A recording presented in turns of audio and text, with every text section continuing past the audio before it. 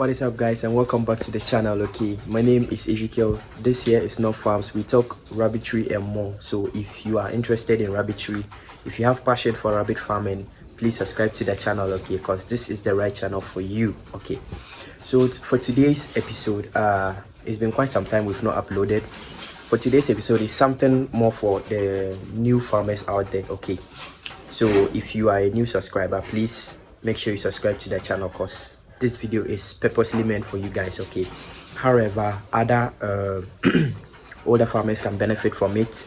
If you are a livestock farmer, not necessarily into rabbitry, you can learn from it, because the information is universal. It's kind of general for all livestock farmers. Okay, so for today's episode, we are going to talk of breed selection. Okay, and I can't stress this enough, how important selecting your breeds are. Okay, this is equally as important as giving quality feed to your animals or housing them in good housing systems. Okay, so I am going to take you through step by step as to how to select good breeds for your animals, because selecting bad breeds is going to hurt your farm in a long run. Okay, it's going to create a problem that would take you a very long time to solve. Okay, I've been in that position and I wouldn't want a new farmer to go into it. Okay, knowing very well that I've endured such an incident. Okay, so I wouldn't want a new farmer to go through such. Okay, it might deter the farmer away from further pursuing the farming career. So I've taken upon it myself to seek some solutions for new farmers out there. Okay, so I will encourage you to stick and stay to the end of the video. All right, guys, so welcome back. So before we start mentioning names and all that, I would like to ask you two sets of questions. Okay, one is going to be obviously a rhetorical one, and one is going you are going to share with me in the comment sections. Okay, so let's have a fruitful conversation down the comment section. All right, so the first question is, what is your inspiration, or what was your motive for starting rabbit farming, or what will be your motive for starting rabbit farming? Okay, because I know there are some people out there that do have answers to such questions but are not into rabbit farming yet, but are actually thinking of it, right? Okay, so you can go down in the comment section and share your thoughts with me. Okay, all right, so the next set of questions is now going to dive into breed selection. Okay, so now the first question you would ask yourself is, now there are several reasons why people go into rabbitry. Okay, some go into rabbitry because they want to produce meat, okay, quality white meat. Okay, and some go into rabbitry because they want to breed for pets. There are clients out there that demand for pets, and if he or she has seen that there's a high demand for it, then they go into it. Okay, or do you breed rabbits for shows? However, this is uncommon. I'm still yet to see it in Ghana here, because I've not really seen a rabbit farmer that is into rabbits because he's breeding for shows. However, it's a reason. Okay, in the European countries, it's something that is really booming, and most of the farmers there are breeding for shows, and they are really making it. Okay, so now it's prudent upon you, the farmer or the beginning farmer, to try and find solution to this very most important question. Okay, because this is going to be the main motive for which you are going to engage in the business. Okay, when you are breeding with a mindset, I am producing rabbits for breeds. Okay, so it means you are going to target prolificacy as the main criteria for selecting breeds. Okay, how many babes are they able to give you per litter? Okay, what is the dress out weight? Okay, what is the average weight of your kids when you are winning them? Okay, how many kids are they able to are the mothers able to produce? Okay, these are questions that are going to guide you, or are going to direct you as to the particular breed that you are going to pick out as your breeding stock. Okay, so now I am a rabbit farmer who is into meat breeding, and also who is into meat and also into breeding purposes. Okay, so now in Ghana here, the demand isn't very wide for you to actually specialize at one field. Okay, it's going to be good on the part of the farmer to kind of diversify. Okay, be a meat breeder, be a meat producer, and equally be a breeder too as well. When you look at the two, they go hand in hand, so you are not really missing out. Okay, the breeds that are used for meat can also be used for breeding purposes too as well. Okay, so in a way you are kind of in both sides. Okay, when clients when clients come and they are demanding for meat, you are ready to supply. When clients come and they are demanding for breeding stock, you are still ready to supply them with it. Okay, so now let's deep dive into the kind of breeds we have. Okay, and according to the American Rabbit Breeders Association, there are over 60 breeds, 60 plus breeds, okay, that have been genetically bred for various purposes. Okay, so we the farmers into the breeding aspect or the meat aspect, we target breeds that are going to give us early maturity. One is going to give us early maturity. Two is going to give us dress out weight. Okay, a good dress out weight at 4 months you should be getting roughly 2 kg, 2.5. There are some that we actually find them hitting above 2 kgs, and that's actually excellent for breeding and also for meat too as well. Okay, so we are going to mention some of the some of the breeds we have that we are using as our meat or as our breeding stock. Okay, so the very first and foremost one is going to be your New Zealand whites. Okay, now I've talked extensively on commercial breeds. If you haven't watched that video, so please, you can go down to the videos, scroll down to commercial rabbit breeds, then you have that information to yourself. I've spoken intensively about the various breeds, the various commercial breeds. Okay, but now I'm going to touch on just a few. Okay, and my first one will be the New Zealand white. Okay, obviously this gives you a very good dress out weight, and the growth is very, very rapid. Okay, the growth is very, very encouraging. So it means that if you are a meat breeder, you are not going to be lagging behind. You are not going to be lagging. Okay, in terms of meat, within 4 months you'll be getting your 2 kgs, maybe above, a little bit above 2 kgs, and that's actually perfect for meat breeders. Okay, and now I'm going to the second one, which is obviously going to be your Californian whites. Okay, now this was a combination of the New Zealand white and some other breeds. Okay, again, you can go to the video for reference if you want an extensive knowledge on them. Now next is also going to be our chinchilla.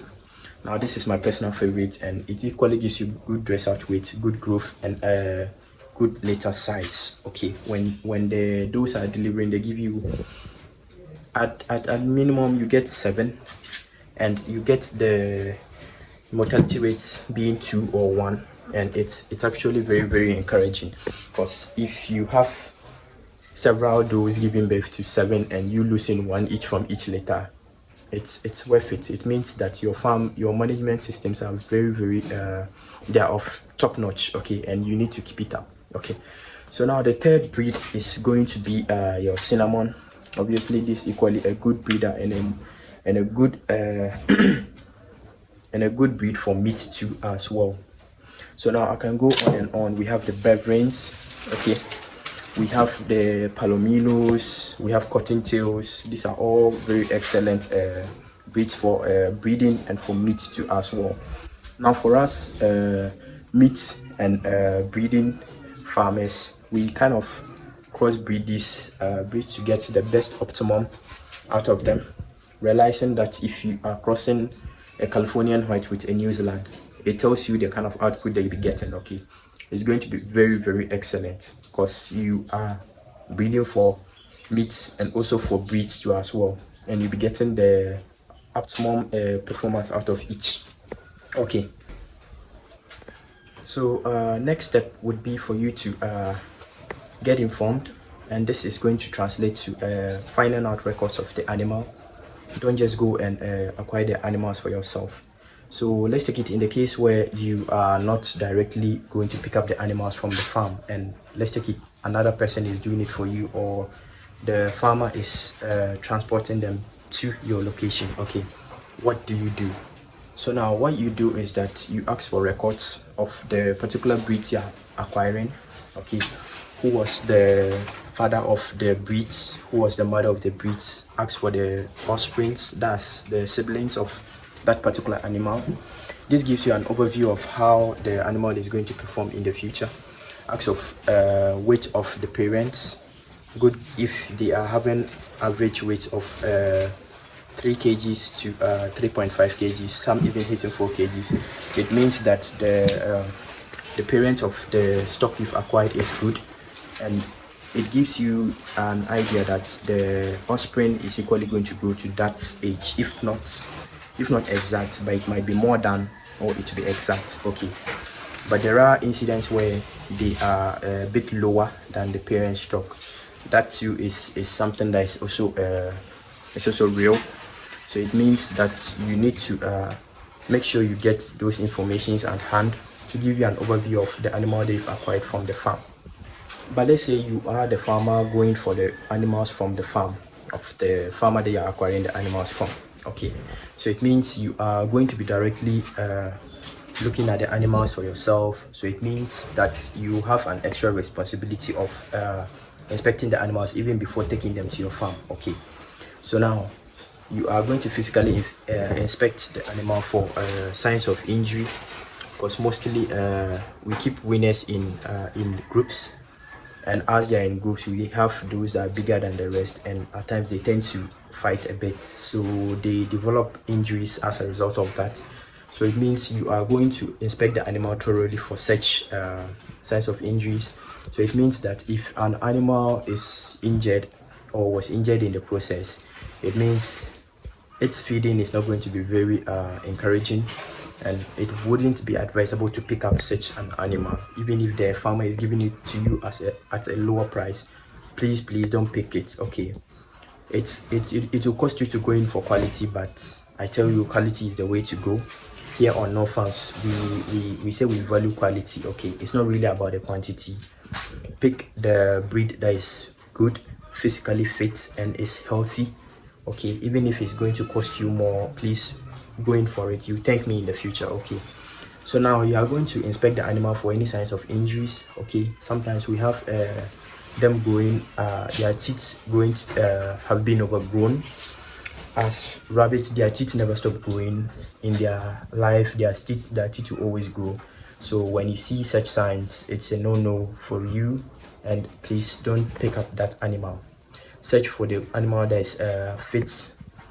Look at its coat to see, is it having any signs of infection or anything of that sort. Okay, check the animal thoroughly before picking it or before even making payments for the animal. Okay, a farmer that won't permit you to physically inspect your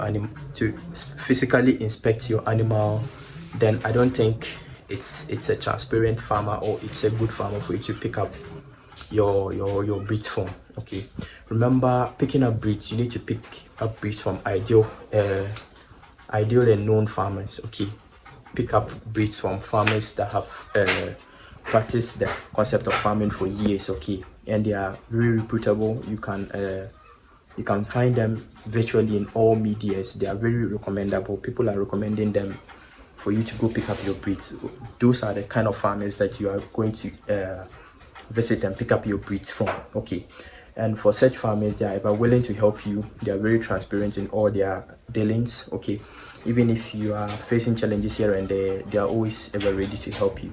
Those are the kind of farmers that you beginning farmers should go in for. Okay, and also the last advice I would give to you guys out there would be to constantly be in contact with the farmer they've acquired the breeds from. Okay, be in contact with several farmers. Okay, I'm actually going to tell you to be in contact with several farmers, because the knowledge each farmer has is different from the other farmer too. Okay, so you kind of diversify in the knowledge. You ask questions from here, ask questions from there. Okay, they give you different solutions, and it's now up to you, the farmer, to weigh the options and see which works for you. Then you adopt it into your farming process. Okay, all right, so hopefully this video has helped you guys out there in helping you decide on which breed to go in for, and the reason as to which you're going in for that particular breed. Okay, so Thank you so much for sticking around, and I would like to say a big thank you to you guys. We've just hit 800 subscribers, and congrats to all of us. We've been so helpful in the process, and I would like to say let's keep the fire burning. Let's keep on sharing the narrative to new and intending farmers that want to come into the business. Okay, it's the responsibility is for you and I. Okay, it's your views, it's your recommendations that is pushing this channel forward. Okay, so I would like to say thank you once again, and if you haven't subscribed, please just go down and subscribe, and let's get interactive in the comment section. Remember, my question still holds. Okay, what is the ideal reason for you going into rabbitry, or what was the reason for you what would be the reason for you to go into rabbitry? That's if you are yet to go into the rabbit farming industry. Okay, we are ever ready to welcome new farmers. It's always a joy to find out that a subscriber or a viewer has started a rabbit farming journey, and I'm ever ready to help out a new farmer coming in. So let me be your mentor. Okay, if you are thinking of rabbit farming, you can make me your mentor. I'm ever ready to help you out. Okay, all right guys, so until I see you again, it's a goodbye for now.